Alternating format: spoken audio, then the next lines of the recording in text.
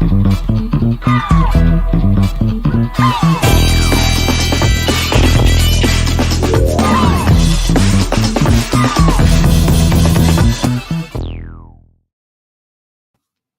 back to Straight Facts on the Football Terrace, joined by the brilliant, the wonderful, the ever late Lee Gunner. Welcome back to the show, my friend. How are you? Yeah, I'm good. Apologies for the lateness. It's bank holiday in Spain, so everywhere's shut. So I needed to go and get cigarettes, and it was all shut, mate. Lateness is greatness. It's all good, my friend. We've got a big show, people. Big show. We're reflecting on Man United winning the first trophy of the season and the outrage, the salt, the hypocrisy that continues to stem from every orifice of rivals and the media. We're going to take a look at Graham Potter and get Lee's updated opinions on this situation that seems to be going from weird to terrible to absolutely bizarre. Transfer rumors as well with Declan Rice. Maybe there's been a tug of war between Man United and Arsenal. And of course, we're going to react to Arsenal's brilliant win at the weekend. And will they go 5 points clear tomorrow night when they play Everton? All that to come on the show. Lee's got some big hot takes for you today, and so have I, actually. We've got some straight facts to throw your way, so stay with us. Hit the like button before you go any further. Right now, smash it.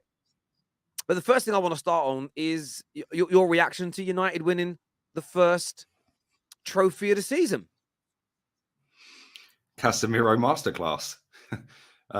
Unbelievable, mate. Like, it was pretty comfortable as well. Newcastle didn't really offer anything, and I said this the other day. It was probably the best time to play Newcastle because they're falling off a little bit, aren't they? And they're a little bit toothless up front. They don't really score many goals at the moment. And yeah, you could see that spine that Man United had. Yeah, they weren't leaving without that trophy, mate. Casemiro, Varane, De Gea, like all three of them experienced winners. And yeah, it was fairly comfortable. Rashford getting his goal as well, and bossed it really. You know what? Looking back now, it's kind of easy, mate. I can't lie. Looking back now, with when you watch a game with nerves, I was in the studio. Jess was sitting on her phone for once it went 2-0. You guys have won. Don't worry about it. I was snapping. I'm like, shush, stop doing that. Like, I don't want to tempt fate, but it was comfortable. There's one good save needed from De Gea near the end to tip it over the top, and a good block from Martinez. But they had 2 shots on target in the whole game. If Terrace actually had a pretty good game. Great shot he saved from Weghorst. Brilliant shot from Rashford he saved in the second half. Bruno right at the end should have put the ball away, but he didn't. All round very good performance. And look, I'm very proud of the boys winning that first trophy. Ten Hag, I want to put a quote up from Ten Hag today, and this for me is how I view it. It was nothing in terms of celebrations after Wembley. Nothing beyond Wembley. Get back to work. And that, for me, is Manchester United's mentality. It's a mid-season or kind of 2/3 into the season trophy. Got a big game tomorrow night ourselves against West Ham, which is kind of, everyone's forgot we've got another game. We want to win that because we want to win multiple trophies now. Add an FA Cup, add a Europa League to this. And it's starting to turn into a brilliant season for Manchester United. And I actually want to play a clip from you, actually, when it comes to Casemiro, because you made a big claim about this guy, and I want to play this to the viewers here. He is literally the signing of the season. Signing of the season. That ain't even a debate. Yeah, signing of the season. 60 million quid. He's chipped in with 6 assists in all comps, if you want to go down the stats route. He's got 5 goals. He's scored in a final. He's just ended United's worst run in their history without a trophy since the 70s. Absolutely class player, man. You stand by that, Cassie? You think Casemiro has been the best signing this season in the Premier League? Yeah, and I've had so many people going on me on that. Yeah, Zinchenko doesn't exist. Like, what are you talking about? Yeah, this guy has come in and literally changed Man United's whole team. Yeah, like when he's in the team, you look so much better. Like, people can mention Haaland and all of that. Yeah, cool. Haaland can score 1 billion goals. He might not even win the league this season. Yeah, Casemiro's come in with an elite mentality. He's left the biggest club on the planet in his comfort zone where he could have carried on winning and winning and winning. Yeah, and he's gone to Man United, who ain't won a trophy for 6 years. And as soon as he's walked in there, all of a sudden, you've won a trophy. It's not rocket science, is it? Yeah, the game's about winning trophies, and he's walked in there totally like rejuvenated Man United. Your midfield looks solid now.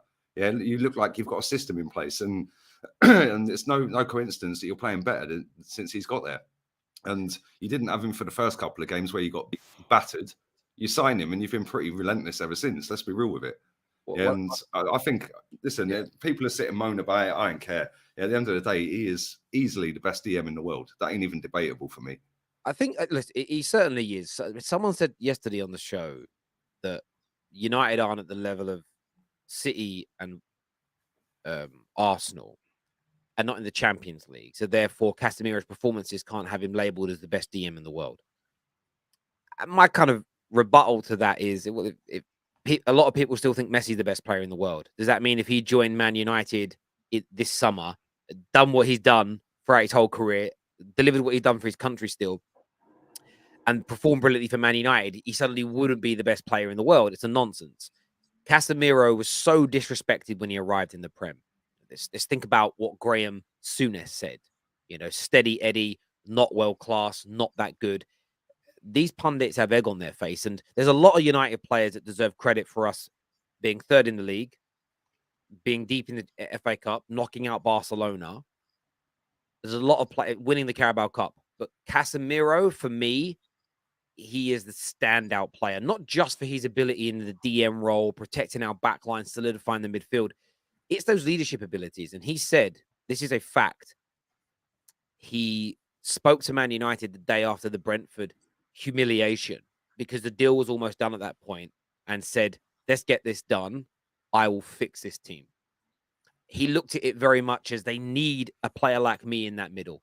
And I've seen the salt, and I've seen the anger that, well, he's 30 years old, 31 years old. In 3 or 4 years, you'll need a replacement. Why are you celebrating? Because I'm celebrating the here and now. I'm not going to, imagine not celebrating, winning a trophy, and your team progressing, because in 4 years' time, Casemiro might not be at his best anymore. I'm pretty sure we'll find a replacement in that time. But meanwhile, I'm going to enjoy it. It's a bit like saying once a player hits 30, you can't enjoy them anymore because their career is coming to an end soon. It's terrible logic. I do agree. I think so far, I would put him down as the signing of the season.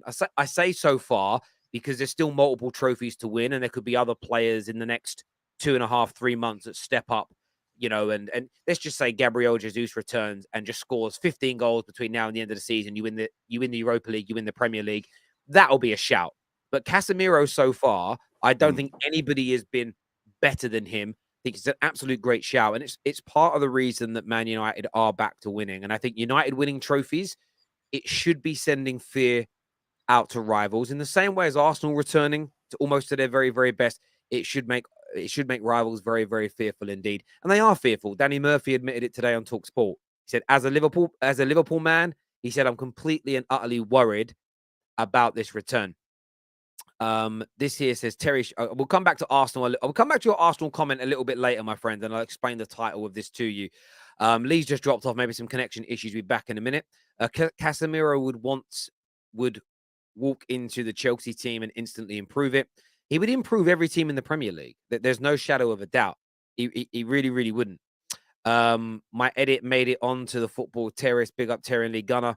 What's your edit, bro? I want to know what your edit is. Let me know what your edit is, and we'll credit it. I didn't know if it was yours. I'm sorry if I never try to take things from people. Let me know what that is, brother, and we'll give you that credit. Lee's back with us now.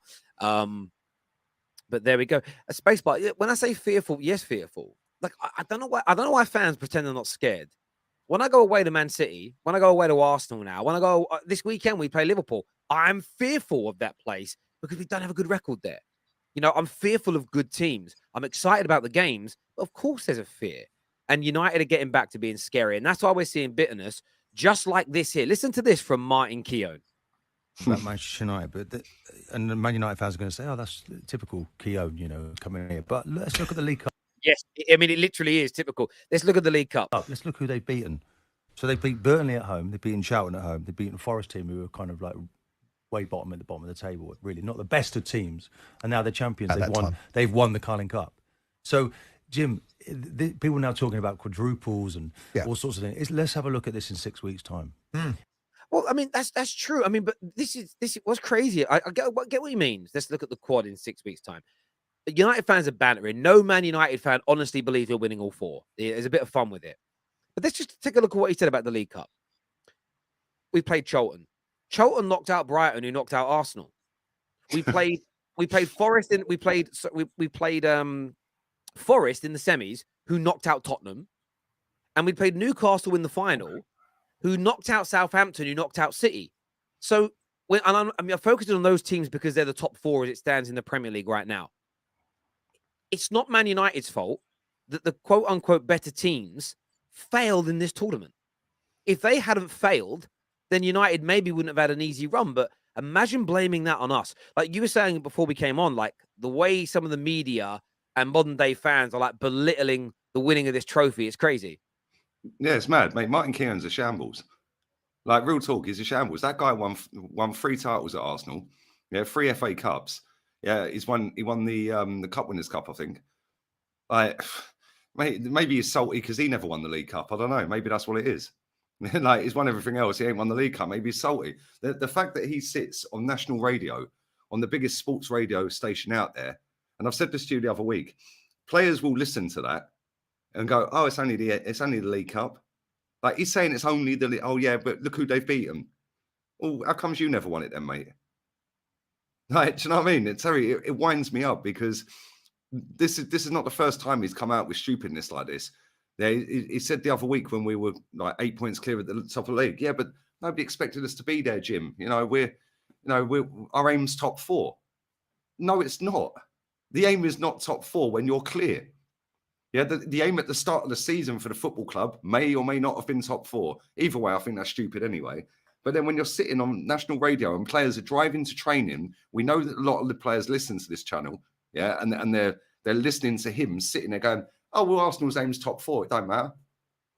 And it's like, I'm sorry, mate, when he's sitting there dismissing a League Cup, yeah, I've seen loads and loads of fans. Oh, look at them, it's a tin pot cup. Well, I'd like to win it. I'd like us to have been in the final. Last time I went to a final with that, we lost to Man City. Yeah, and there was 60, 70, 80,000 fans in the ground. They all cared. Well, and the thing is, people will sit there and say, "Yeah, but it's not a major honour." Okay, well, top 4 ain't either, and I'd rather that over top 4. Do you know what I think is this? It's weakness. I understand it, but it is the weakness. Any man who is sat on the internet in the last 2 days and has played down the trophy, called it Mickey Mouse, called it Tim Pot, said it's worth nothing, it's worthless. You're just being pathetic. It's as simple and as straightforward as that. I have seen some of these fan channels, some of these content creators, some of these Twitter bots, some of these TikTokers. I've seen them go to these finals at the ground when it's their team in them. It's such a rubbish tournament that they're prepared to spend hundreds of pounds going to a final to watch their team in it. I've seen some of these guys rant when their team was lost in these finals, lost in semi-finals. But now United win it, they come out and say it's a tin pot trophy and it's worthless. I understand why they're doing it. They're playing up to their fan base. If they're Liverpool fans, they're Arsenal fans, Chelsea, whatever it may be. They're playing up to their fan base to say, "Oh, yeah, look, it's nothing. It's Man United. It's crap anyway." But I don't think they realize how pathetic they look as men. As men, you should be ashamed to look your wife in the face. And how could you look at your children? It's embarrassing.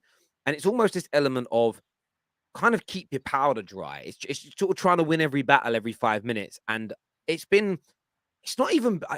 laughable by the media. We kind of know why they're doing it. The media will echo what fans say. So they're like, right, TalkSport and Sky Sports will go, right, there's big Arsenal fans and big Liverpool fans calling it a Tin Pot trophy, Mickey Mouse, what have they won? Let's just repeat what they're saying and create that same outrage.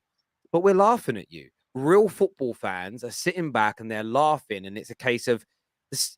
I'm not even going to name them because I'm not starting beefs, but I've seen people on their own channels do 10-minute rant videos when they've lost this final, then say the other day they don't care about this final.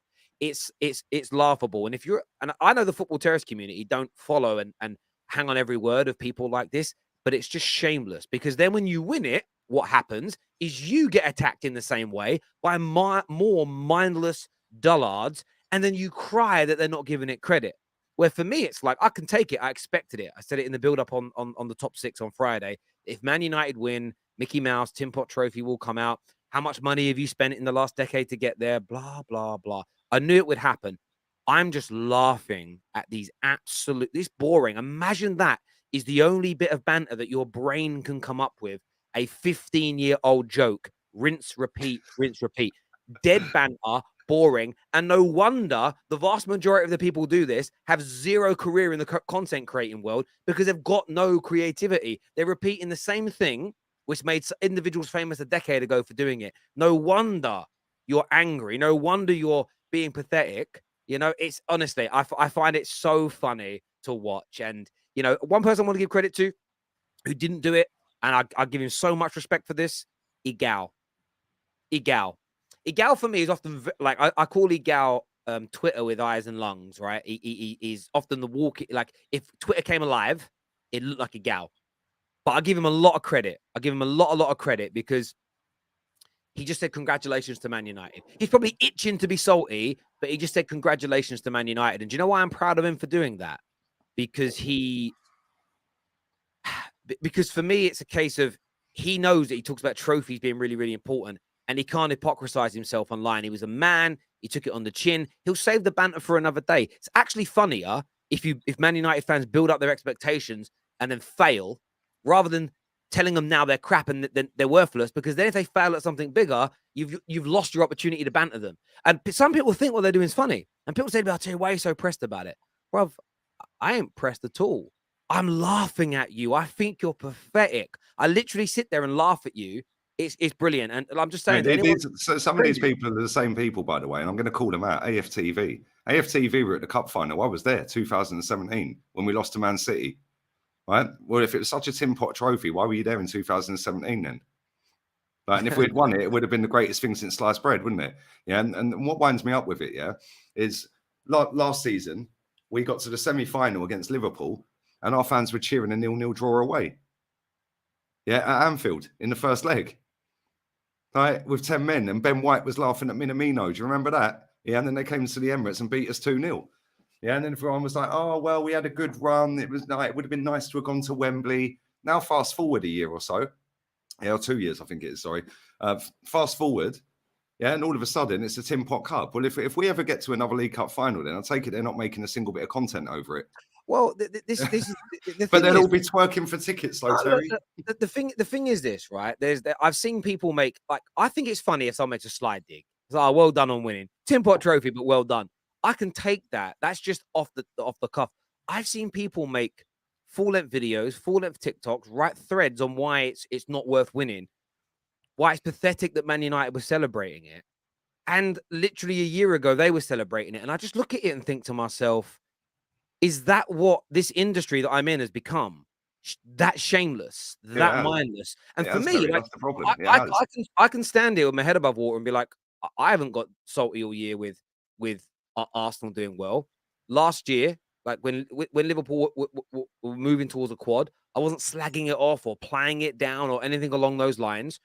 You know, I haven't attacked City for being successful. When I think Arsenal were going to win the league, I'm saying that. But when City have been brilliant, I've praised them for it. You know, I don't understand the satisfaction you get from lying about how you really feel about football. I don't understand it. Maybe if someone can explain why it's funny, and when people go, oh, it's funny, it's not. It really is pathetic. It isn't funny. And the people laughing at you have the IQs of squirrels. Why do you want to interact with people that have got brains like a squirrel?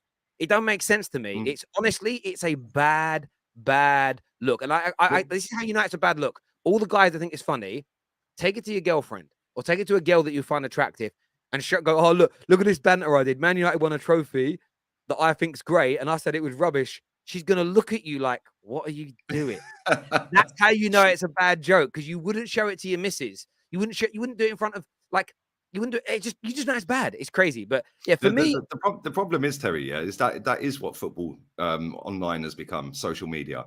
You know, people in the chat are saying, why is everyone so pressed over it? And why are you all rattled? It's a crap cup. Yeah, why is it a crap cup? Why do you think it is a crap cup? The aim of elite sport is to win the trophies. That is a trophy. Yeah, if we get top four and don't win anything, so let's say we don't win the Europa and we finish second, Man United have had a better season than us because they won a trophy. Yeah, like, do people not see this when they're writing these tweets or putting their videos out?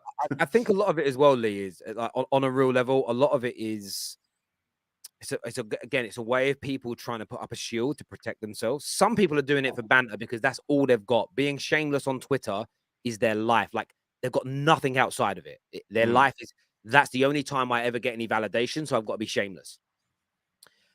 And then you get people that are trying to protect themselves. So the FA Cup and League Cup are the only two you can really do it with. And it's mad how it's become this way with the FA Cup as well, where it's played down as not being important. Therefore, if you don't win it, you can't banter me because this is how crazy it's become. Winning it is seen as by these idiots as being what you banter more than going out of it. Like just think that logic through. They're trying to create a world where winning the trophy is more of a banterable subject than being knocked out of it or failing to win it. It is honestly, it's smart. I give them that. It's smart. It's like those people on the housing estates who created a notion that grassing on an armed robber was worse than being an armed robber. You know, grassing on the guy that burgles everybody's houses is worse than burgling the houses. Criminals who created that grassing was bad are geniuses because they created an environment where, yeah, I know he's robbed 3 banks, 2 post offices, and a corner shop, but if I tell on him, I'm worse than him. Like it's genius, and that's what they're doing here. They've created this notion where, and all fans kind of club together because they're like, well, we might not win it. So if we all pretend the FA Cup's worthless, if we all pretend the League Cup's worthless, then we can't be bantered when we go out, and we'll all laugh at the champions. It's a good attempt, but real football fans see through it, in my opinion. All these people in this chat, by the way, saying Lee slagged off the FA Cup when Arteta won it. Go and have a look at my watch along for the FA Cup final, mate. I don't know what planet you lot live in. Like, what planet are you lot on? Yeah, I'm one of the very few people on social media that rates all the cups. So I have no idea what you lot are talking about. Yeah, I want to win every cup. Where do these people make these words up, like get these new sentences from? Like, if they've heard one word I've said and made a whole new paragraph. I get that. So someone here, I got to put this comment up. It made me laugh. Terry, not gonna lie, like there's nothing worse than snitching. Snitching on, if me and Lee are in the pub and we have an argument and we both agree to have a straightener, we both have a little fight, and then Lee or one of his mates runs off and tells the police, that's nasty because it's a petty crime. We both agree to have a fight. That's it. Telling the police there's an armed robber that lives around the corner that's robbing people's businesses, that's not a bad thing to G up, bruv. Do you know what I'm saying? Like, there are certain crimes that like, you shouldn't grass people up for. Petty crimes. You get where you found out that a guy that guy didn't pay the right amount of tax. He's been creaming a bit of money off the side. You don't grass on that. You know what I mean? Like, if Joe Bloggs next door gets a stolen PS5 cheaply, you don't grass on that because it's been nicked from a big company. But what, grassing on someone who's an armed robber, someone who burgles houses, someone who's selling drugs to kids? No, that is not the bad thing to G up, bruv. Like, how that notion has been created is crazy, legit. Some super chats here I want to go to. The first one says the Carabao Cup might be the least prestigious trophy, but sometimes you have to win these to start winning, start building a winning culture, especially for a team that is rebuilding like Man United with a new coach. I mean, you're completely and utterly right. And the irony is people will turn around and talk about how great a manager Pep is, how great a manager Jose is. Ask them how seriously they take this trophy. Jose's first trophy in England was the Carabao Cup. Yeah, so absolutely. was Pep's. But by the way, I've never grassed on anybody in my life. But if there was someone outside where my children live today shotting up drugs, I'm G'ing them up, bro, because I'm not having that near my kids. 110%. There's certain crimes I'll always G up. You know what I mean? The problem with this Carabao Cup, Terry, is the winner. I think Man United got less than 200 grand for winning it. Yeah, and that is modern football in a nutshell. And this is why all of these little kids that are sitting there going, no, it's a shit cup, it's the crap cup, yeah, Tim Pot, okay, it's an energy drink cup. Yeah, that's why. If that competition had a £50 million prize at the end of it, yeah, every club would take it seriously and it'd be more prestigious. The fact that it's only got 200 grand prize money, which don't even cover Maguire's wages, yeah, is embarrassing, especially when a team like Southampton can finish bottom of the league and get millions and millions of pounds in parachute payments. Yeah, the whole thing needs a revamp. And then I see somebody say, it was a video that popped up on YouTube the other week saying, get rid of both of the cups. Like, what do you mean get rid of both of the cups? I've actually seen Arsenal win the League Cup. Like, do you know what I mean? I've seen us win it. No, you've never won the League Cup, have you? Yeah, we've won it twice. Have you? I only 87 say and that. 93. I only 93 say- was part of a cup double. Okay, I only say that because I saw a tweet from someone the other day saying that Arsenal never won it, and I just assumed it was right. I didn't go and research it myself. Yeah, but, another one that don't know the history of the club. Yeah, we've won it Yeah. twice, Terry. We beat Sheffield Wednesday in both cup Yeah. finals in Just- 93 in the FA Cup and League Cup. I just need to point out to this guy, I have never G'd on anyone in my life, and I never ever would. Again, barring certain crimes. Like if you're putting a sawn-off shotgun in some working class person's face in a post office, and I find out it's you, I'm in there. I'm not going to protect you because I'm going to protect the poor person whose face you shoved the gun in. I was literally, how mad is it? Again, I pointed out heinous, horrible, damaging crimes, and people are again, this is how they've done it. You're protecting people that sell drugs to kids and stick guns in people's faces. And I'm worse for saying that's not bad if you tell on them.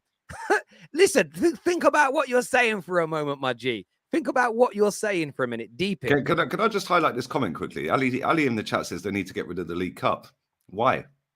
Because Man United won it. Yeah, but no, honestly, real talk. Anyone who says they need to get rid of these cups, yeah, because there is a lot of people that say this, Terry. Why? What reason would you get rid of these cups? What, so you can go and play in a Champions League that your team are never likely to win? It makes no sense. Yeah, no, it's true. It's true. It's absolutely true.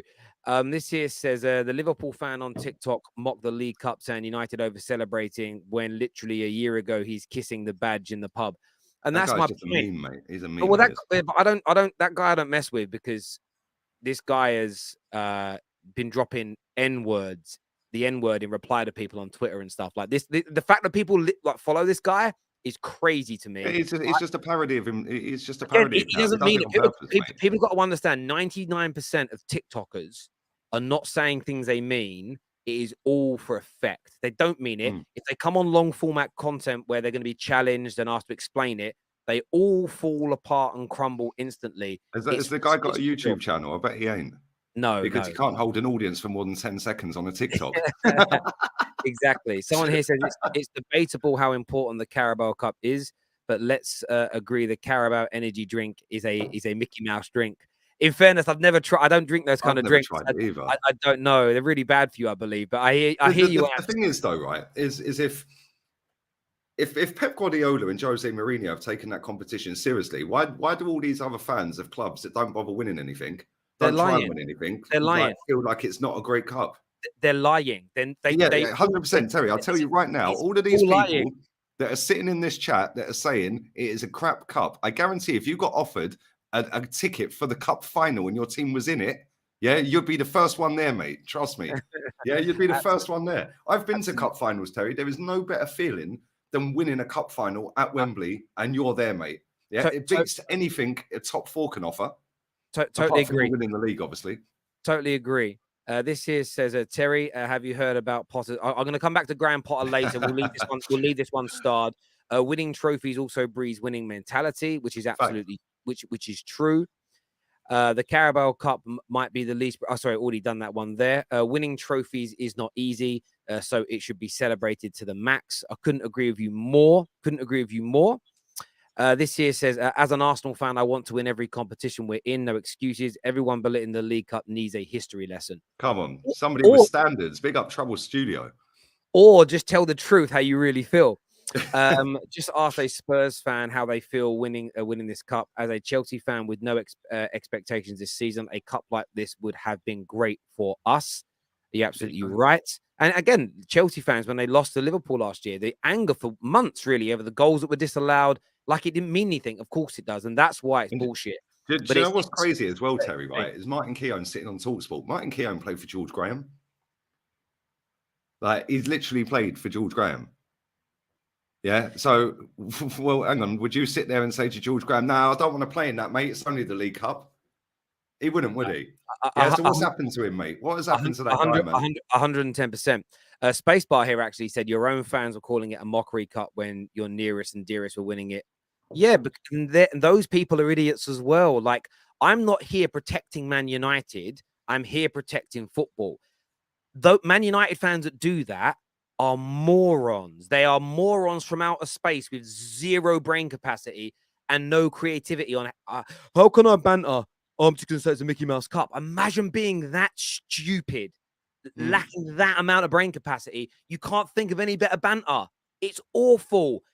Sometimes with banter... Yeah, but no, Terry, it's awful to you and I. But online, there is thousands of people that are that dense as well that they all go, "Oh look, he called it a Mickey Mouse Cup too." And that's the thing for me. It's like sometimes you just got to not banter someone for a while, and you wait your opportunity to do it so that it's funny and it's fresh and it's new. Every now and then, someone will come out with something new, and that's why people like expressions and rants are so popular, because they'll say something and it's fresh and it's funny. I'm a big fan of Rashford, but when Rance called him Rash Bandicoot, I laughed because it was original. However, you like the word Trashford, that is not funny anymore because it's been done so much. So if you say Trashford, you're letting your family down. It's as simple as that for me. You're absolutely letting them down.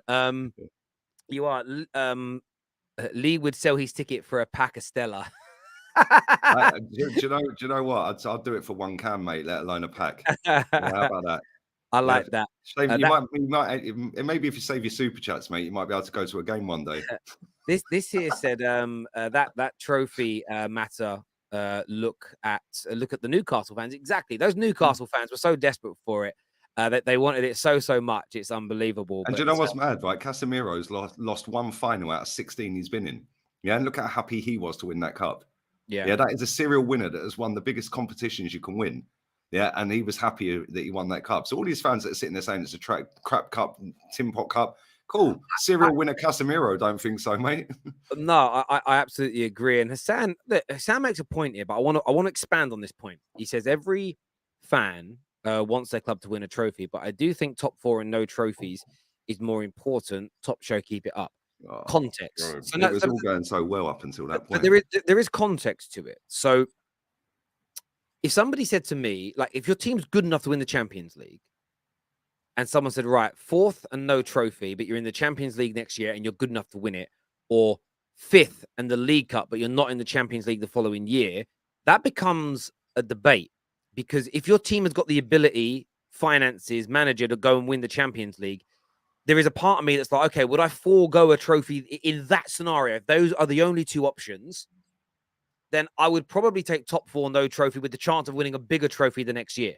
However, what I want is to come in the top four, win the Carabao Cup as well. So I think, again, you can create scenarios where I understand at the very least people saying, well, I still think we've had a brilliant season without winning a trophy. But at the same time, what you want is to be in the Champions League every year and winning trophies. That's the utopia. I mean, the complete utopia is winning all the trophies all the time, and that's impossible. You say being in the Champions League every year, and that's the great thing, blah blah. Well, it ain't, is it? Because Arsenal done it for 20 years straight and got to one final and one semi. So what's the Champions League for us? So I understand that, but I'm maybe looking at this through the lens of a Man United fan. Being in the Champions League in the last decade, I'm not going to lie. Every time we've been in it, I've had almost zero confidence that we could win it, and that's a problem. But the way we're developing right now under Ten Hag, being in the Champions League, I believe we could win it. The irony in this for us in this circumstances, though, winning a trophy or two this year is going to make me believe even more. But I understand Hassan's point, but it's it's so much context I think is needed to that point. Like this year as an example, if Liverpool scrape into the top four somehow and don't win a trophy, but then improve massively next year and they go on and win the Champions League, then they will probably look back at this season and go, well, not winning a trophy wasn't the end of the world. But ideally, you want that Champions League qualification and winning a trophy, I think. That's what I believe. No, yeah, but Man United in the last 20 years have won 2 Champions Leagues. Chelsea have won 2 and Liverpool won 2. In the last 20 years, English teams have won it 6 times. Let me just read. So I want to read this. So why are so many fans so gassed about getting in the Champions League when we've won it 6 times as a country? I think in 20 years. I do get it. But I think it's because it's that to being in it to want. As I've said, no, Terry, it's because the media boost it up that it's the be all and end all. It's the greatest thing since sliced bread, and you can attract better players and keep your better players. And everyone wants to play in the Champions League. Absolute garbage. Yeah, it's been media driven, man. But it's what it is. I get where you're coming from. This here says, I care less about the trophies and more about seeing my team play more games in the moment. Every trophy is a massive bonus for the future, though. I mean, listen, I don't know what you mean by that, bro. In terms of, again, I want to see us play well and play in the moment and win trophies. Like I want all of those things. And I think when you're a fan of a top 6 club that spend what we spend, I kind of look at it through the lens of we should all be expecting our clubs to win trophies all the time. We should be absolutely expecting that. And there's a tweet that got put out earlier on today. And I want to share this tweet on the screen. I didn't have it prepared, so I'm going to do it now. And this is why I say that none of our clubs really and truly are underdogs. And I want to put this up on the screen because I think it's important personally to especially for Spurs fans who act like they don't spend and they have no money. This is a very, very important tweet for you, or information that's gone up. And I'm going to put this on the screen right now. So this is why, for me, it's about having everything as opposed to just one of these things. So let me put this on the screen here. So since the Premier League started, this shows how much money in total has been spent. If you exclude Community Shields, it shows the amount of trophies. Man United have spent 2.17 billion and won 31 trophies. Tottenham, 1.7 billion, more than Arsenal spent. And by the way, the 3 trophies isn't true because this guy he corrected it in his tweet afterwards. The FA Cup he included was the season before, I think, or a couple of seasons before the Premier League began. So yeah, it was 91. So in the Premier League era, Spurs have won 2 trophies and spent 1.7 billion. Now, Man United have spent like 400 million pounds more, but for 31 trophies. So for me, this notion of I just want to see my team play well. No, when you're a top 6 team and you spend what our clubs spend, just playing good football isn't enough because none of us are underdogs. We are all very, very wealthy. We all spend exorbitant amounts of money, and we should be expecting our teams to win trophies. That should be the expectation. There are anomalies, like I said. There might be a single season where you're like, do you know what? If we just make the Champions League next year, I think we're good enough to win it the following year. I can understand people being content with that. Maybe I'll change what I said, not be happy, but content with it. But to not be demanding trophies when you earn what we earn, when you spend what we spend, I think personally is ridiculous. I've got a few more super chats here. The Champions League is about competing with the best, partly, but you've got to be able to win it. Like I've not enjoyed the Champions League as a Man United fan in a decade because I did not believe we could win it, and I want to win it. And that's my view there. Safe here says, Lee, tell me if you agree with me. I do not want Qatar due to human rights. People get tortured if they make comments about the ruler or king. Arab nations got no freedom of expression. In the West, you can say anything. Well, that's not true. You can't say anything in the West. But what's that got to do with Man United's own? If they own Man United, are you going to stop following the club if they buy the club? Safe isn't. Safe, by the way, Safe wanted Donald Trump and the CIA to buy Man United.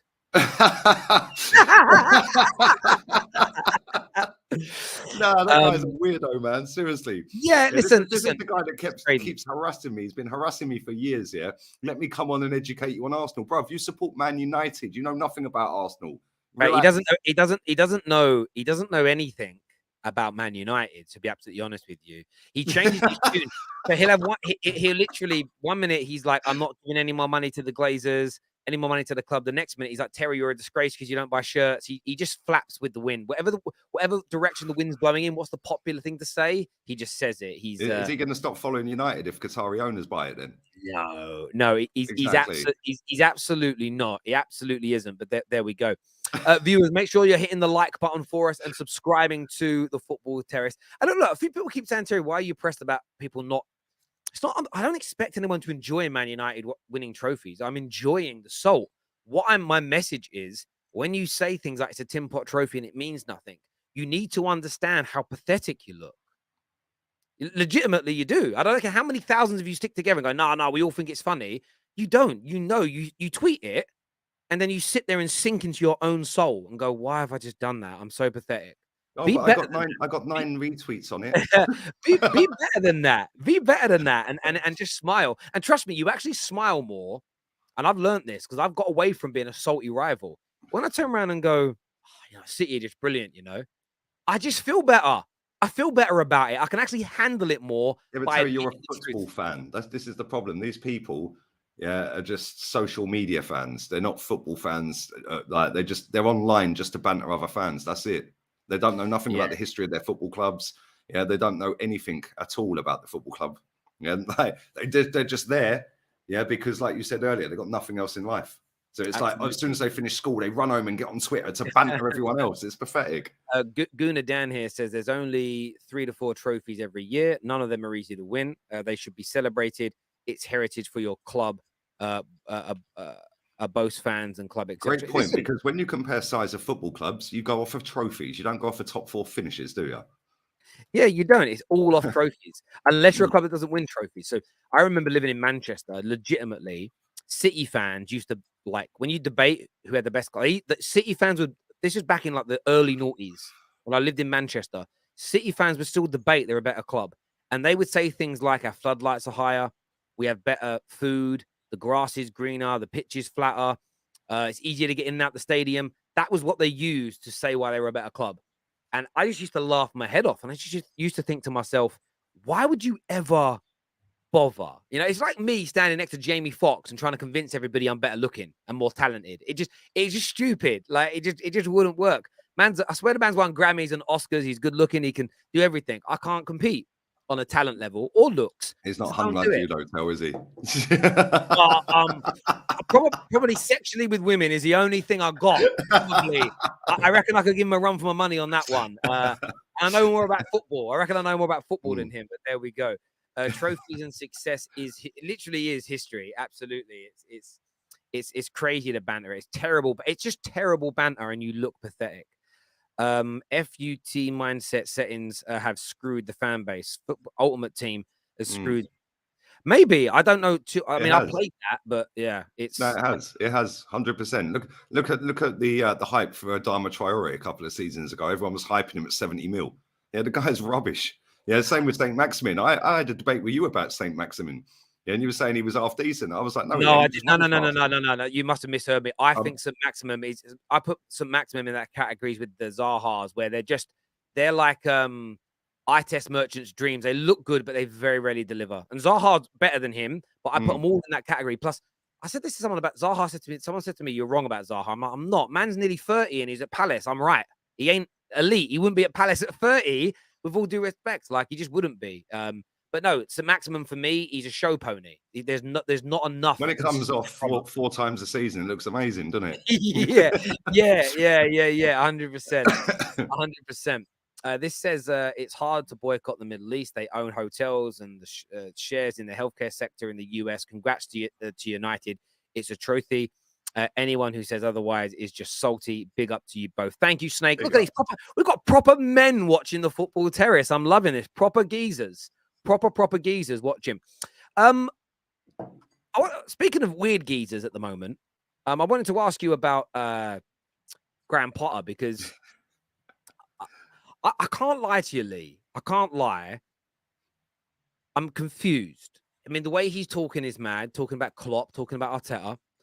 And these consistent, there's another media report today. So you've had Matt Law do this and now Ornstein, who I'm paraphrasing, but they have essentially said they're backing him, but they need to see progress. They need to see something in the next few games. Do you feel like he's walking the plank, or do you truly believe these kind of PR spins that they are fully behind him? He's going to get preseason. He's going to stay. Like, how do you see this Graham Potter situation going? If they lose to Dortmund, mate, he's gone. He's gone. No, maybe he might even be gone before that. He's lucky he's still there, Terry. Let's be real. Yeah, like it's all gone. It's all gone wrong for him since he's got there. Like, it's just been a mess. And I don't know when they're playing next, but if they lose that game, he might be gone. No, I think they got Dortmund next week, haven't they? So yeah, or is Dortmund tonight? I don't know. Is there next week? So there we go. Yeah, whoever they're playing at the weekend, I think it's a home game. I can't remember who they're playing, but it's at home. If he loses that, mate, it's going to be carnage in that stadium. Like, Chelsea content creators right now, it is prime viewing. I can't lie, it is mad. Yeah, it's like AFTV on steroids, like from back in the day, mate. It's crazy, but he's way out of his depth at the moment, and he don't look like he has any idea of how to get better. Yeah, Leeds. Oh my days, is that who they're playing next?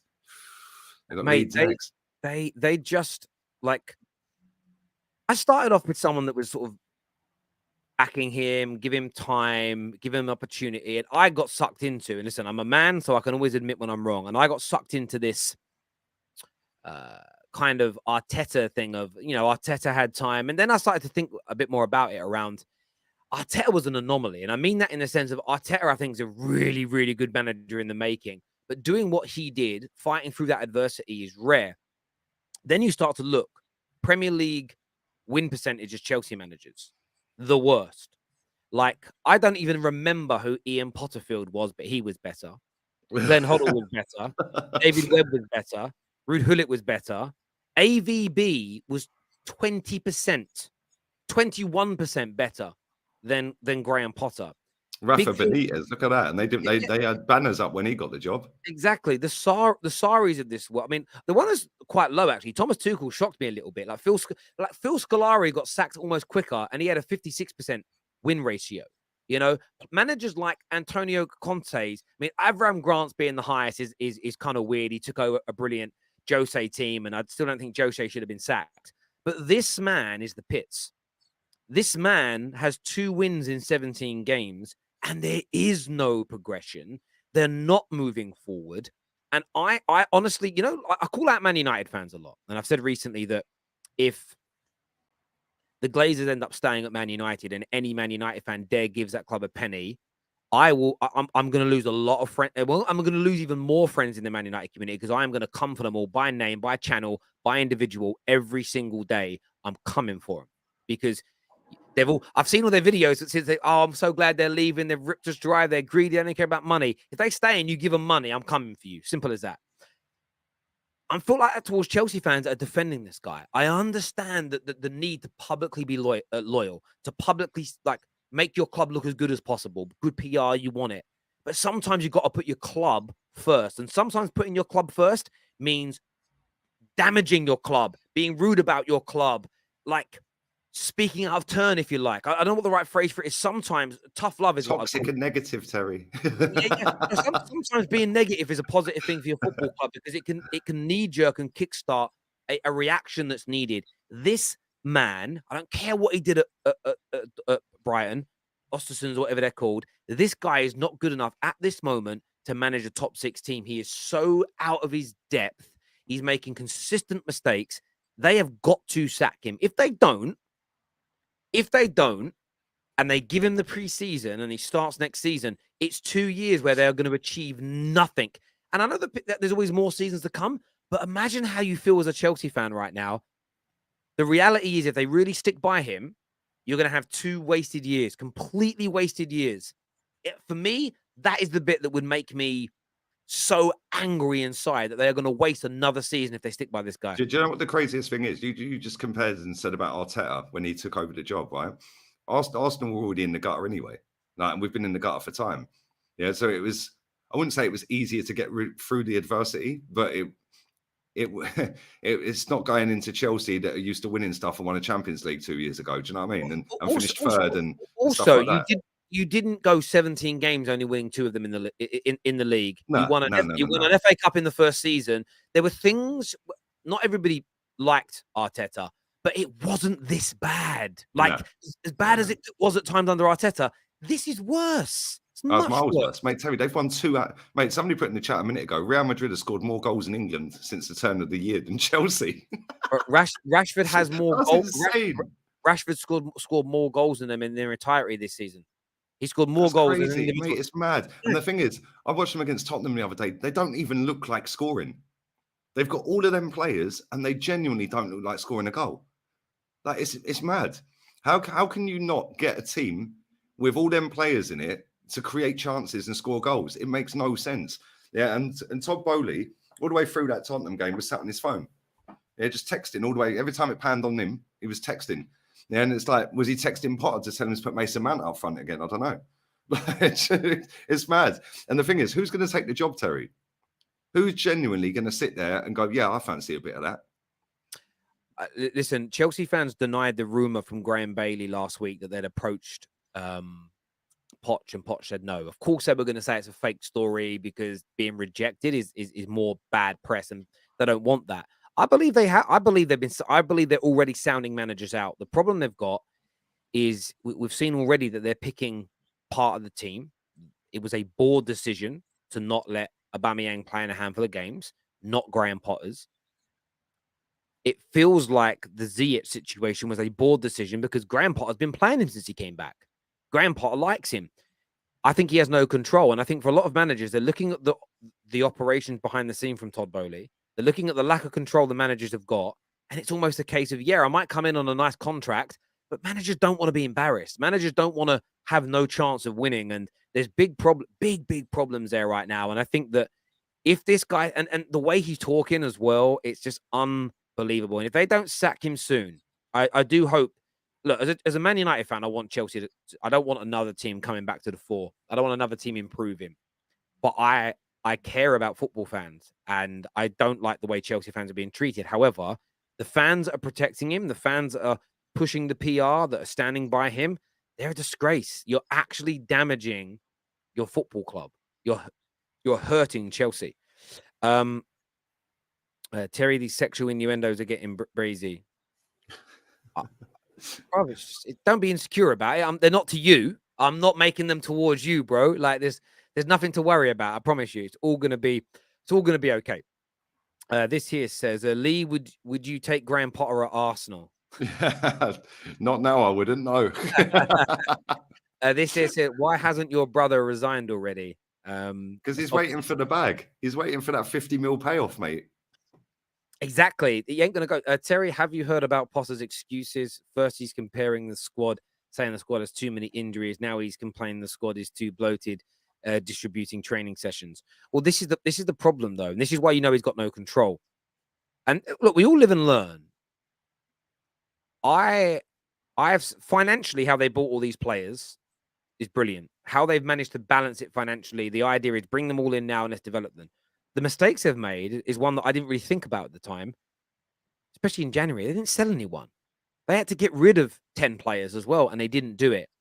And this is where I think the manager, again, hindsight's a lucrative commodity, and I've got to admit my failings in this is in terms of talking about it, is the managers have got less power than we're being told they've got. Because I don't think a manager would have signed off on all of this. I think Graham Potter would have rather have kept the squad similar size to what it was, a couple of players in January, and have a suitable size that he can run proper training sessions with and whatever else. But at the same time with Graham Potter, this is where he's got to be ruthless. Graham Potter has got to turn around and go, right, you 10 players, you pick them. You ain't kicking the ball for the rest of the season. These are going to be my 23, 24 individuals. This is who I'm going to work with. And then pick another 5, 6, 7 of them and say, you are going to be my core. And the next 5 games, win, lose, draw, play bad, play good. You're starting. I want to create some. He has to make some big decisions and calls. The question is, one, does he have the ball bags to do that? Number 2, are the board allowing him to do it? That's the question I'm legitimately posing. Are the board allowing him to do that? Chelsea are in an absolute mess. So his excuses are terrible, but I don't quite, I don't blame him. This here says, yeah, Real Madrid have scored more goals in England than Chelsea. It's just crazy. This also says Lee Gunner is my hero. He's like a dad I never had. That's a nice compliment. That's a nice compliment there for Lee. And this says here, I don't care which trophy it is. It hurts the same when seeing the B team smashed by Brighton, Sambi against City in the FA Cup, and the Everton loss is what Adam says here. And it should. Anyone who says those things don't hurt is a liar. Do not. Again, you can follow who you want. And sometimes people follow certain content creators because they make them feel good, because they say things that they know aren't true. But it's I like that narrative being pushed. I'm someone that likes to listen to what the truth is, whether that truth is uncomfortable or not. And when my team gets knocked out of a tournament and or we play badly or the manager makes the wrong decision, I want it called out.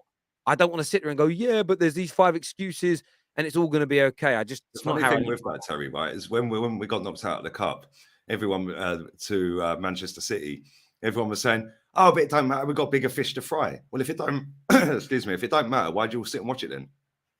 It's true, isn't it? Yeah, like I mean, one Gooner I know that came on the show and he was like, oh, I don't really care about not winning the FA Cup. I've sent him a few screenshots of him talking about how proud he was that they're the most successful team ever in the FA Cup. I'm like, so Are you proud of winning loads of FA Cups, or does it not matter? I'm confused. Like, again, you're lying rather than saying that. Like, do you know the maddest thing is?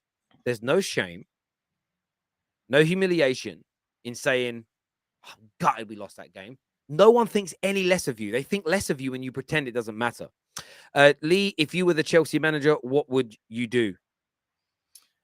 That's a good question. If I was Chelsea manager, what would I do?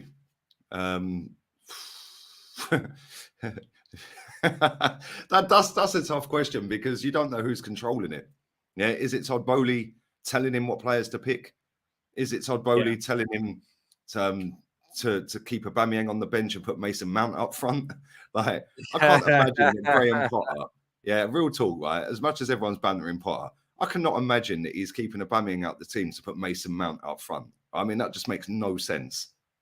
Like, there's no way Graham Potter is that dumb. He's a smart guy. He's a clever guy. Yeah, and he played decent football at Brighton. Yes, they're continuing to play decent football. Cool, but there's no way I'm having that he's put Mason Mount out front over Aubameyang. Yeah, I don't believe that one bit. That's got to be saying that Todd Bowley's done. The one thing I will say is this. I definitely wouldn't resign. I'd be waiting to get that £50 million payout. I wouldn't be walking away from that money. I'd never walk away from that money. Honestly, all he's got to do is what you said. Like, if I was the manager, I'd just be saying, right, 10 of you ain't playing.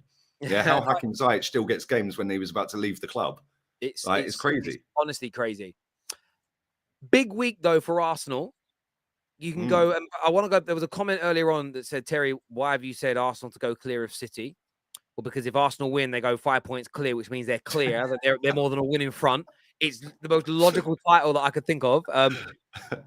Big game. You must be confident after that result against Leicester, the clean sheet, the solid performance, that at home against Everton, you're going to get this 5 point lead back. You must be confident of that, Lee.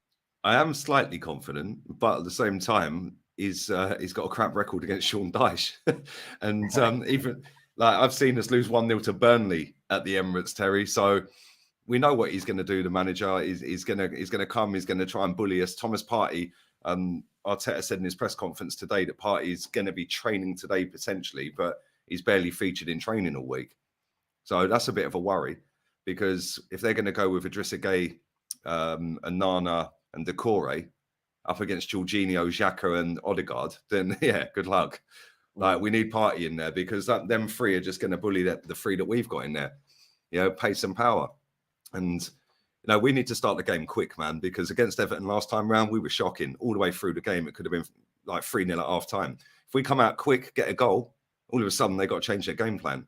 The longer it goes at 0-0, the more in favour for them it is because they'll be happy with a draw. We know they're going to compact the edge of the box and they're going to make us try and cross the ball and, they're going to try and bully us, like try and get corners, free kicks and try and nick a goal. But we have to be finding a way around these teams, man, because since Arteta's been here, we do struggle against teams like that. Yeah, since he's took the job, every single time we've played a team with a low block, we've struggled. Yeah, we've beaten some of them, but at the same time, like, mate, it's crazy because I watched the highlights of Everton against Aston Villa, and it's like, how can Aston Villa go there and beat them? When we go there, we get bullied and get beaten. It's mad, isn't it? But I do think we'll win. Yeah.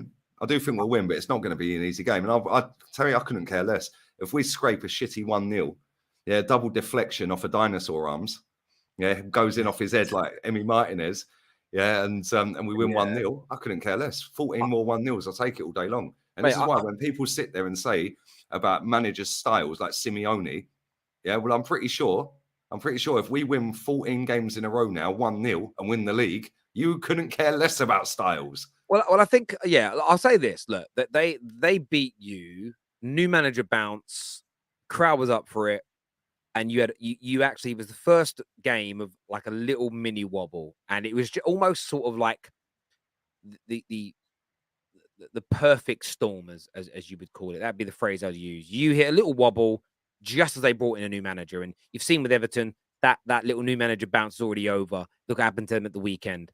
I think that after you've kind of solidified yourselves, great comeback against Villa.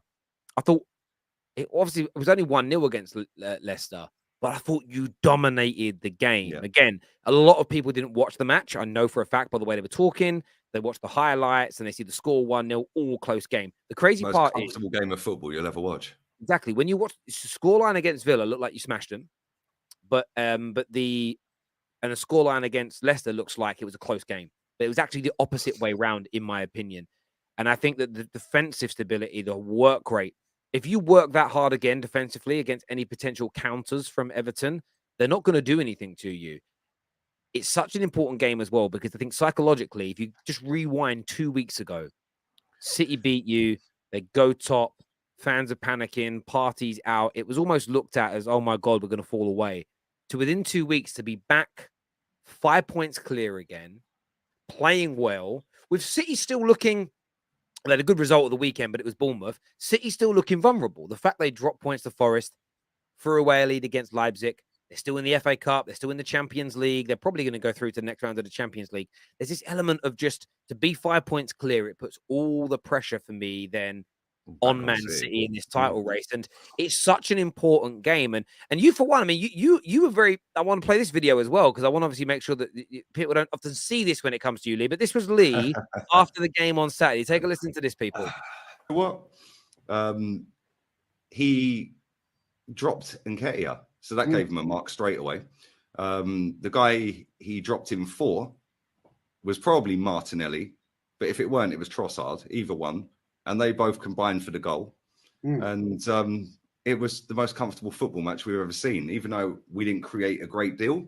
Yeah, he actually managed us through that game very comfortably today. Yeah, and there was no stupidness. No, we were trying to waste a little bit of time towards the end, which is what I like. Stop, start. It wasn't a great football match at all, man. It'd probably be last on match of the day tonight. Yeah, but at the same time, don't matter. It's another game closer to winning a title, man. And now Everton's a massive game for us. There's Lee Gunner praising Arteta for managing the game well and making the right decisions when. Yeah, nobody mentions that, do they, Terry? Nobody mentions that. They'll probably take a couple of words out of that and reform a whole new paragraph. Well, that's happened to you before. 2 different videos merged together. I remember when. It's crazy, really. And this is such a big week for Arsenal because, again. Someone said the comments. I love comments from people.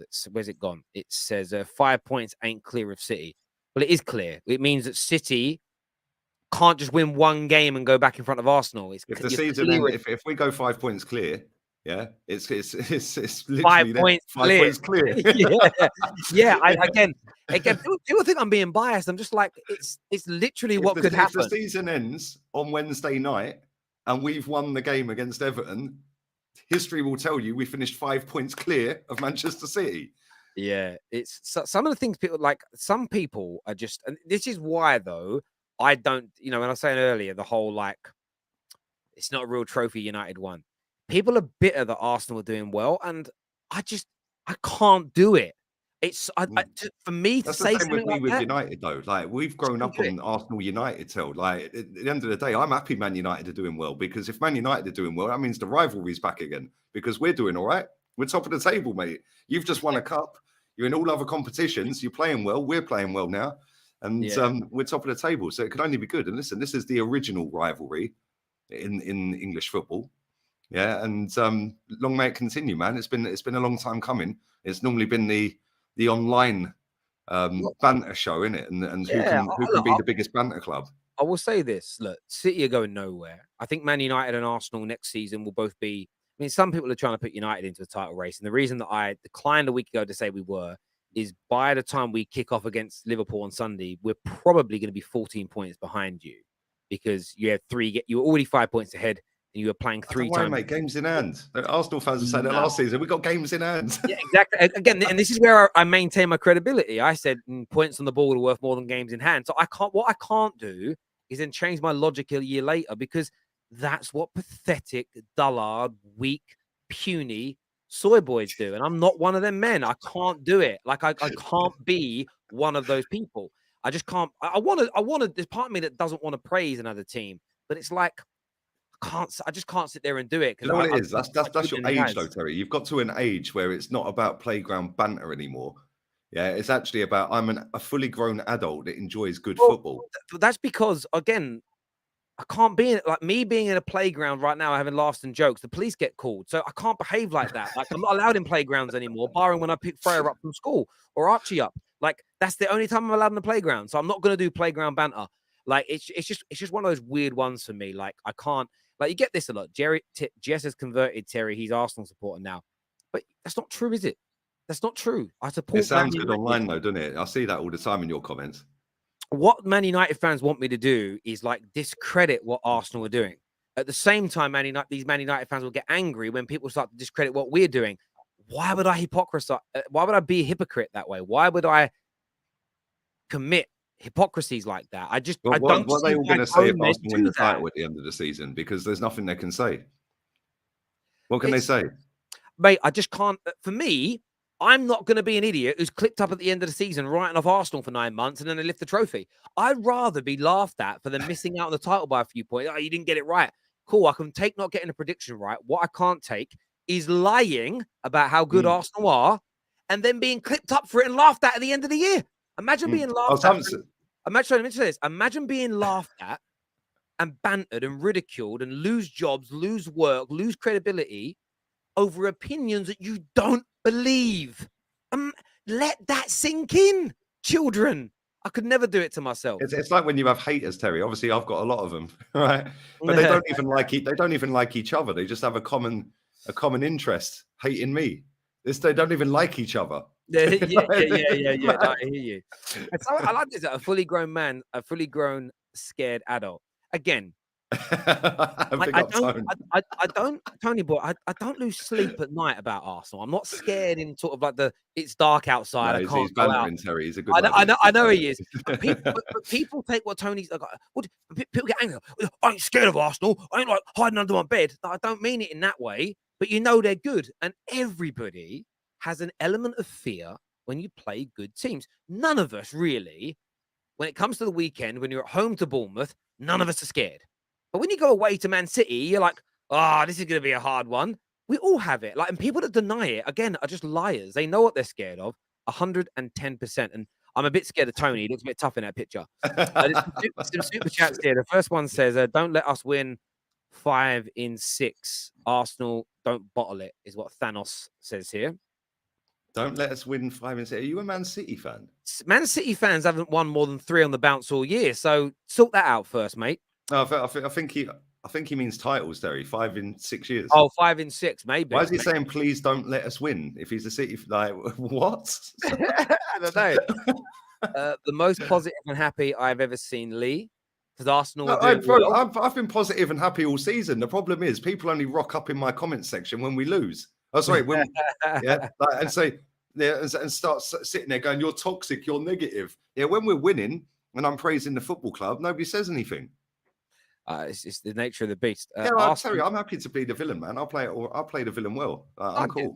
I get that. This here says Arsenal must be cautious too, and the same players are on the fringe of getting suspended for one game. Who's on the fringe of being suspended? I don't know about this. God knows. I thought that had already gone. No, I know Saliba and Saka weren't far away, but then it cut off. You have to get to 10 now. So it's not cut off, it's to 10. So if you've got 4 bookings, yeah, you can't have anybody close to. I don't think we've got anyone on 9 bookings, man. If we have, then I'll be shocked. I'll check now. It's easy to check on. Let me go to who scored. I'll be shocked if we've got anyone on 9 bookings. Yes, I mean, so would I. I mean, I'd be shocked if you did personally. But let's have a little look. We have the ball like 70% of the game. So when are these nine yellow cards coming in? Yeah, let's have a little look here. Where's the player stats at? Right, put yellow cards. Now you got Saka on 5, White on 4. Yeah, no one's on 9, so that can't happen. No. You can't. It's got to be to 10 bookings. We probably won't even get a single player suspended by the end of the season. Yeah, if you get 10 bookings, it's 2 games as well. By the way, so you've got no one that's on the edge of that. Yeah, we're not going to get anyone suspended by the end of the season. That ain't happening. Lee, do you rate RVP as one of your best ever? Definitely in the Emirates era. Yeah, definitely. What a player, mate! What a player. Him, Santi Cazorla, Alexis. Like Cesc, top players, man. They were. This says, can finally hear Lee after his 19-year hibernation. Obviously winning trophies. Hey, mate, if we win it, trust me, I'm going to be the most shameless Arsenal fan on the planet. Yeah, I've waited 19 years, Terry, for this. So if we win it, I am going to be shameless. This here says, by the way, the trophies Spurs have won since the Premier League started in '92 were the League Cup in. Oh, wait, I couldn't find the third. Yeah, as I said, if you go back and listen, the guy apologized. He wrote 3. He included an FA Cup, but it was before the. Yeah, the FA Cup was started. 91, I think. Yeah, so he got his stuff wrong. But essentially, 2 or 3, it's still bad for 1.7. Imagine that, 1.7 billion. No titles, no Champions Leagues, no FA Cups. Sorry, I've got to read this out very quickly. Yeah, have you seen what Tottenham are doing at their new stadium? Have you seen the latest F1? Yeah, with the racetrack underneath. They are building. No, they're building a karting track, a go-karting track under their stadium.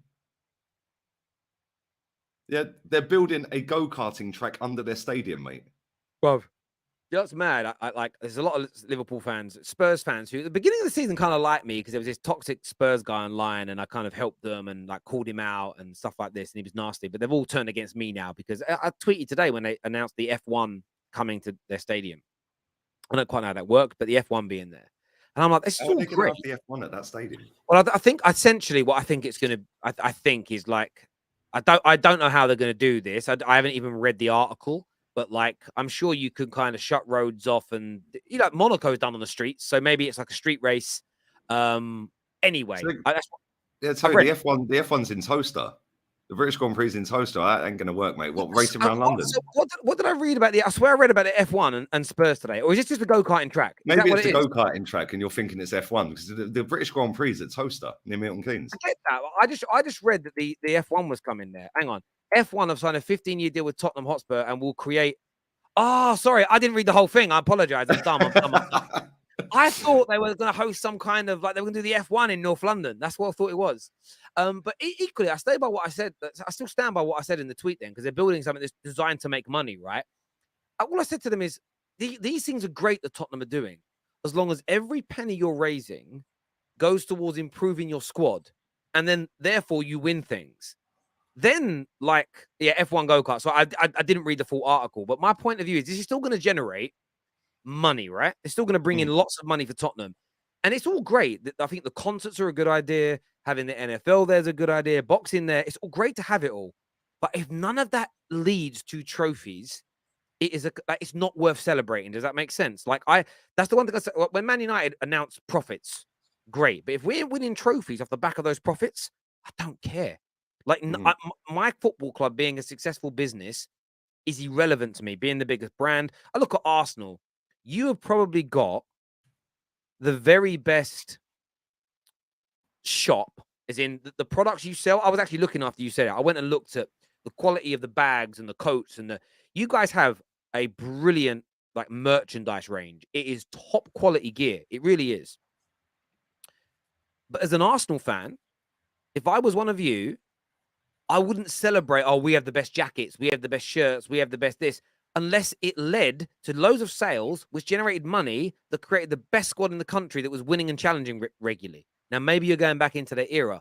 I'm just not someone that celebrates the business element of my club, the popularity, the brand, anything, unless it's yielding football trophies, because that's actually meant to be the end goal. The end game. The Glazers, by the way. Whisper it quietly, Terry, because most people think fourth's the aim. The Glazers, people often call the Glazers stupid, and it always annoys me because I sort of feel like you've got to know your enemy, right? The Glazers are not dumb. They bought the football club for 0 pence, £0, $0, and if they sell it in the entirety of Class A shares on the stock market, dividends, and the sale of the club, they're going to earn about £6 to £7 billion from 0 pence. To say they're bad and stupid business people is the most idiotic comment a human being can come out with. But I don't celebrate any of their business decisions because none of it has yielded long-term success for us. We maintained success in their first 9 years in charge because Fergie and David Gill were still running the football club. We had the core that was built before they arrived and just after that saw us through. Since then, their business decisions, some of them have been brilliant. The way they repackaged the debt into bonds and put us on the stock market, they've actually managed that debt and managed the business well. But they've done 4 failed projects on the bounce that have led to a situation now where there was no money in January to invest when we wanted to, and we had to go and get Veghorst, who's done well, by the way. But I'd have much preferred us more to trophies than Harry Kane. This is true. But the way your club's run as a business, I don't care if it's none of it matters. And I look at Tottenham and think, and there's a few Spurs fans that are proper, where they're like, I don't care, I want to win trophies. But there are some that are like, this is amazing. This new stadium's turning. They're just happy. They're just happy. It's more than just a stadium. It's like, bro, I don't care about the fact you've got a cheese bar and the longest bar in Europe and a go-karting track. And you're probably, I've read somewhere they're going to develop nightclubs in there and restaurants. It's basically Westfield. What?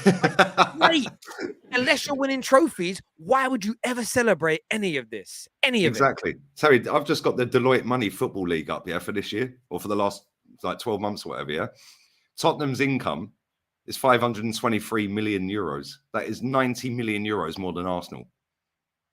And it is 45 million less than Chelsea. Mad, isn't it? But that is actually mad. They're only 100 million behind Bayern Munich. Well, and as we said earlier, if you then look at what they have spent in the Premier League era, yes, Chelsea have spent Chelsea and City, I would say, have spent a lot more than them. Man United, 400 million more. Liverpool, who are Man United and Liverpool, who are gigantic in comparison, have spent 200 and 400 million pounds respectively more than Tottenham. But Tottenham have spent more than Arsenal. They now have a bigger income than Arsenal, and they ain't challenging. As a Spurs fan today, seeing all this news, I would feel embarrassed. And I would be saying, listen, all this is great, but unless you win trophies, if you're a Spurs fan, I'd say burn the fucking thing down. Not literally, that's a criminal offense. I'm not advocating criminality. But for me, if I'm a Spurs fan and they build this thing, it feels to me like, and look, maybe long-term this will work out well. Maybe they sell it to a big billionaire, and that billionaire turns it into they can't because the ENIC own the football stadium. So even if they sell the club, the football stadium is ENIC's. See, for me, so unless they sell both, and this is my point. If they sell both, and the new owner comes in, and the new owner buys it because everything that ENIC are building, and they buy it, and then they turn it into a brilliant football club, and they start winning trophies, then you'll say, in the medium to long term, it was a good idea. But if you fast forward like 5 to 10 years and they're still not winning trophies, maybe one League Cup in that time, and they're not challenging for Prems and they're not challenging to genuinely win the Champions League on a regular, if you're a Spurs fan and you are funding this monstrosity, you've got to challenge how much you really love the club. Because if they're just using you as a pawn, okay, basically cash cows to fund the project that built a stadium that has become basically a theme park now, to make them millions and millions of pounds to grow their assets to one day sell to the highest bidder, that is not what being football owners should be about. Unless their aim is to do all of this to make £1 billion profit and go, listen, that £1 billion profit, that's all going into the squad, salaries, managers, training facilities, women's team. Unless that's their aim and that's what they dedicate and show, and we're going to be making £100 million a year profit, all going back into the club, and that's to make us champions. Unless they're doing that, if you're a Spurs fan funding this, you're a mug. You're a mug. You're the same as all the Man United fans, by the way, who are like, oh, I really hope the Glazers don't do a U-turn and stay now. I'm like, what do you really care? You're still going to go. You're still going to give them your money. You don't really care about them being here. You would just prefer them not to be. But would you sacrifice anything? No. And listen, it's great they're doing this. It's a great business decision. I'm not denying that. But unless it makes you champions, unless it makes you Champions League winners, unless you start winning multiple trophies, what's the point? What's the exactly point? 100%, mate. 100%. Yeah, it's pathetic. You can go and watch Beyonce, WizKid, Lady Gaga. You can watch a bit of NFL. Like go karting if you want. Nightclubs. You're basically but a football stadium. It's Westfield was wrong. If they're not winning trophies, they're not Westfield. They're the new O2. They're the O2 of North London. That's what you've become. Do you know what I mean? You know, they may as well stop playing football matches here if they don't win trophies and just do concerts every weekend and comedy shows and whatever else. The they're irrelevant anyway. Let's be real. They've won 2 trophies in the whole Premier League era. Terry, I'm 41 in the summer. I've seen them win 4 trophies in my lifetime. That's it. Mate, and I'm not. I think again, some Spurs fans will think, "Why are you having a pop at my club?" No, you should be doing this. Your club's only goal should be to win trophies. Now, how you get the money to get you to that point, I can applaud great business decisions. But I remember having this conversation with a team of mine at Barclays once, and our job was to handle complaints. I remember asking them, like, "What's your job?" And they couldn't actually answer it. And the reason that I wanted to do this is because you've got to know what your job is and what the end goal is. What's our goal as a team? You set the goal, and then you put a plan in place, all the little moving parts that lead you to that goal. So the goal for Tottenham should be to win the Premier League. Then, like, how do we do it? We've got to build a team. It's going to cost this much. So we're going to do all these business things on the outside to generate the money, to buy the squads, to win the Premier League. That's all fair. But the Tottenham fans in their heart of hearts believe that Enoch and Levy are going to spend the money required to win Premier Leagues. If they're not, then you should bankrupt them by pulling your money away, because otherwise they're just using your money to further. They're basically going to use your money and love for Tottenham to make themselves even richer. But at the end of it, you get no. You're left with nothing. You get no benefit. That's why, for me, like I look at football fans and I say this: you're not customers, you're fans. But don't allow yourself to be treated like a customer. And that's my biggest issue with United fans. I get their logic, which is, I want to go and not supporting the boys, Terry. That isn't going to help Man United. Short term, no. Long term, yes. If, by the way, you believe that in the medium to long term, if the Glazers stay, the success we're feeling right now isn't sustainable. Yeah, no, I definitely fall away. Cool. So if you believe we're going to stop winning again, if the Glazers stay, if they stay, why would you give them any money? Why would you go? You pulling your support from the boys and making the team perform badly is going to happen anyway, isn't it? Because the Glazers are staying. If the Glazers have no impact on it, then why does it matter if they're here? And that's what I've said it all along. I don't mind people. I've got friends of mine that go to games. Like, I don't think the Glazers are that bad, Terry. I respect that opinion, because you going to games and thinking the Glazers aren't that bad correlates as an opinion. It makes sense. Thinking the Glazers ruin us and will continue to ruin us, but you continuing to go to games and give them money makes zero. It doesn't make any sense in my brain, other than actually you prefer going to football matches more than trying to force them out. That comment in the chat is hilarious. Yeah. A United and Arsenal fan bantering a Champions League team. Funny. Are you for real? You got to be on a wind up, mate. That's got to be a joke. But the irony in it is this, though, Lee. I'm not bantering Tottenham. I feel like I'm protecting Tottenham. I'm talking about your club, you doing something that means you'll win trophies. If I'm bantering you, I'll just play along and pretend that all this is great. Oh, yeah, trophies don't matter. You should celebrate having more income than Arsenal. That would be bantering you. That would be feeding into your delusion. And we do that a lot in society today. We feed into people's delusions so that we're liked by people. No, Spurs fans should be pushing back hard against this to a degree. I think it's a good idea, like I've already said. But unless all that money is being pumped into your squad and you're going to go out and buy 2 or 3 world-class players in the summer, it matters not. I cannot come here. I cannot come here and educate you. Tottenham cannot win trophies as they've got no money. What you are talking about cash reserves does not go into transfer market. Tottenham need investment to be able to win the league. Well, the club can invest its own money. Enoch can invest its own money back in, my friend. I don't know where you got that from. And Listen, I want to about £6 billion. Yeah, exactly. They can all pump money in. This is the Spurs wouldn't even win a toy in a cereal box. That's funny. Maybe ask Kate to race in karting. Perhaps that's the only trophy Kane, sorry, the only trophy that he could win. He still comes second, wouldn't he? Do you know what I mean? It'd still come second, Harry Kane. But there we go. Yeah, Sabitza's been in the country 27 days and won more than Kane. It's mad, isn't it? Yeah, Edforce has been here about 30 days and won more. It's crazy. And do you know what's mad about winning trophies? I will say this. Did you see that picture of Weghorst's face when he won the trophy? And I just thought to myself, listen, Weghorst will never be a bigger legend in England than Harry Kane. He won't be. But that moment, honestly, being able to like that moment, he'll share with his grandchildren. And I think it's, I actually want it for Kane. I want that guy to win I want him to win trophies, and I want him to win some major ones. I really, really do. Terry, you protect Tottenham like an old sibling. You won't let anyone say anything bad about them, but you'll pile in with headlock, kidney punches. So it's not like that. I'm just someone that believes in tough love, and I believe tough love is protection. My daughter can't sing. I'm not going to fill her mind with delusion her whole life, so she stands on the stage at the X Factor and gets laughed at. I will tell her very early on that she can't sing.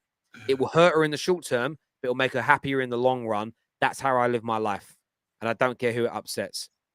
Spurs fans celebrating just competing in the Champions League just shows how small-minded their fans are. banter after you've won it, clowns, is what Lewis Jordan got to say here. Yeah, especially to Man United fans who have won it 3 times and were the first English club to ever do it. That's all I'm going to say. Listen, I want to thank everybody for coming on to the Football Terrace today and watching Lee and I. Please smash the like button before you go anywhere. Subscribe to the Football Terrace as well.